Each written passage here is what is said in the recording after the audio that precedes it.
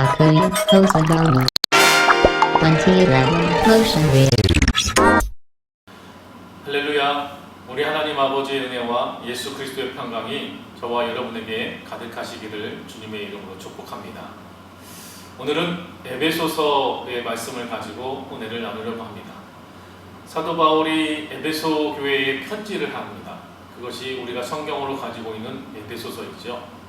이 에베소라는 이 도시는 굉장히 큰 도시였습니다. 당시에 로마 신들을 섬기고 있는 종교 중심 도시였습니다. 그리고 사도행전 19장에 보면 사도 바울이 에베소의 지역에서 2년 정도를 사역을 했음을 알 수가 있지요. 사도 바울의 그 사역을 통해서 많은 사람들이 예수님을 영접했습니다. 그리고 몇 년 후에 이 사도 바울이 로마의 감옥에 갇혀서 이 에베소 교회를 생각하면서 편지를 합니다. 그것이 우리가 성경으로 가지고 있는 에베소서인 것입니다. 에베소서의 이 내용을 잠깐 구분을 해보면 총 6장으로 되어져 있는데 1장에서 3장까지는 복음에 대해서 기록하고 있죠. 그리고 4장에서 6장까지는 그 복음을 가지고 우리의 삶에서 어떻게 나타나야 되는지에 대해서 설명하고 있습니다. 특별히 우리가 보고자 하는 오늘 에베소서 1장 3절에서 14절까지는 처음에 1절과 2절은 사도 바울이 편지하며 문안 인사를 하는 내용이고 3절과 14절, 3절에서 14절까지의 내용은 사도 바울의 감사의 찬양, 예수 그리스도를 생각하며 허락하신 하나님의 은혜를 생각하며 찬양하고 있는 찬양시라고 생각이 되어집니다.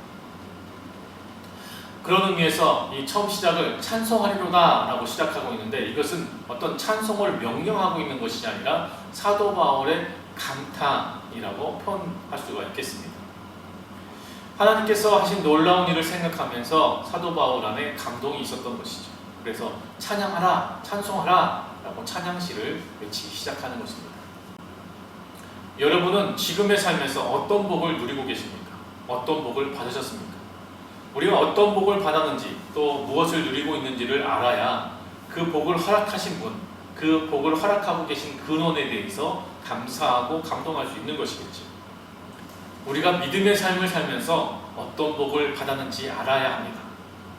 오늘 본문을 통해서 그 질문에 대답을 찾아가시는 은혜를 누리시기를 예수 그리스도의 이름으로 축복합니다. 앞에서 말한 것처럼 우리가 읽을 이 오늘 본문 에베소서 1장 3절에서 14절까지의 이 말씀은 사도 바울의 찬송시로 읽으면 더욱 감동이 있습니다. 제가 한번 읽어드리도록 하겠습니다. 에베소서 1장 3절에서 14절까지의 말씀입니다.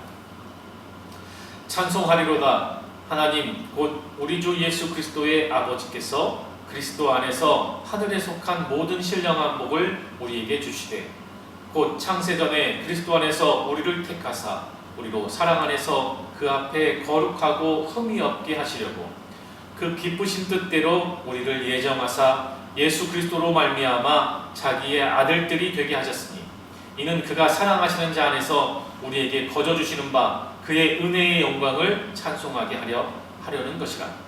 우리는 그리스도 안에서 그의 은혜의 풍성함을 따라 그의 피로 말미암아 속량 곧 죄사함을 받았느니라. 이는 그가 모든 지혜와 총명을 우리에게 넘치게 하사 그 뜻의 비밀을 우리에게 알리신 것이요 그의 기뻐하심을 따라 그리스도 안에서 때가 찬 경륜을 위하여 예정하신 것이니 하늘에 있는 것이나 땅에 있는 것이 다 그리스도 안에서 통일되게 하려 하심이라. 모든 일을 그의 뜻의 결정대로 일하시는 이의 계획을 따라 우리가 예정을 입어 그 안에서 기업이 되었으니 이는 우리가 그리스도 안에서 전부터 바라던 그의 영광의 찬송이 되게 하려 하심이라. 그 안에서 너희도 진리의 말씀 곧 너희의 구원의 복음을 듣고 그 안에서 또한 믿어 약속의 성령으로 인치심을 받았으니 이는 우리 기업의 보증이 되사 그 얻으신 것을 속량하시고 그의 영광을 찬송하게 하려 하심이라. 아멘. 하나님께서 베푸신 은혜를 생각하며 감사하고 찬양하는 이 사도 바울의 감격에 넘쳐 있음을, 사도 바울이 감격에 넘쳐 있음을 우리가 이 글을 통해서 알 수가 있지요. 여러분, 이 사도 바울의 감격이 우리의 감격인 것입니다. 저와 여러분의 감격인 것이죠. 지금 사도 바울의 이 감격은 크게 세 가지로 구분할 수가 있습니다. 첫 번째로 4절에서 표현하고 있는 것처럼 창세전에 그리스도 안에서 우리를 택하셔서 자녀 삼으신 것에 감사하고 있죠. 또 두 번째는 7절에서 말씀하시는 것처럼 예수 그리스도의 십자가의 피로 우리의 죄사함을 받게 하신 것 때문에 감사하고 있습니다. 또한 이 세 번째로 13절에서 성령의 인치신 것, 성령 하나님께서 우리 안에 오신 것 때문에 감격하고 감사하고 있습니다.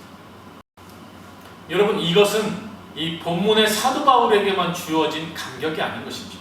지금 저와 여러분에게도 동일하게 예수 그리스도를 믿는 모든 이들에게 주어지는 하나님의 신령한 복인 것입니다. 이것이 우리가 믿음으로 얻는 축복인 것이죠. 이것이 우리가 하나님께 감사할 충분한 이유가 되는 것입니다. 이것이 우리가 찬양과 감격과 감사를 드릴 충분한 이유가 되는 것이라는 것입니다. 그렇다면 무슨 이유로 하나님께서 사도 바울, 또 무슨 근거로 하나님께서 저와 여러분을 선택하셔서 자녀로 삼으셨을까요?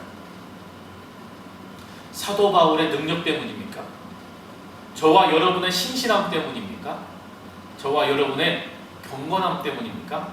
아니지요.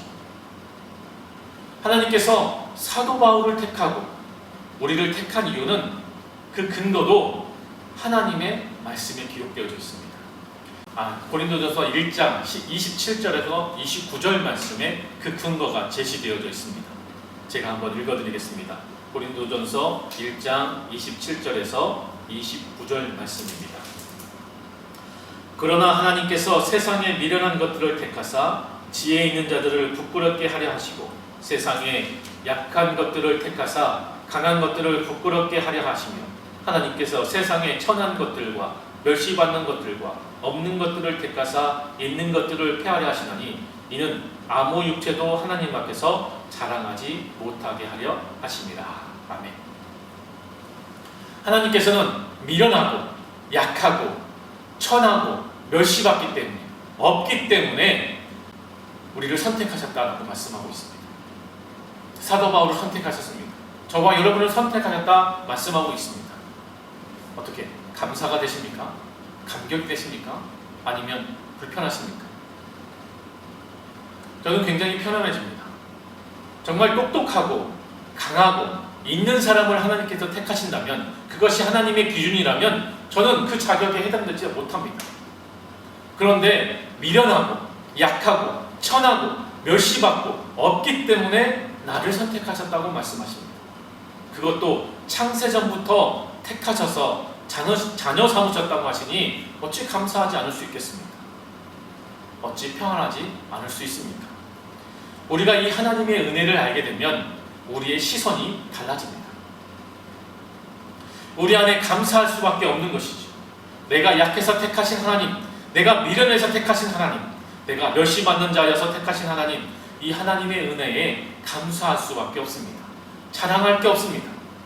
나의 연약함으로 택함 받았기 때문에 우리가 가진 것으로, 능력으로, 힘으로 택함을 받았다면 자랑해야죠.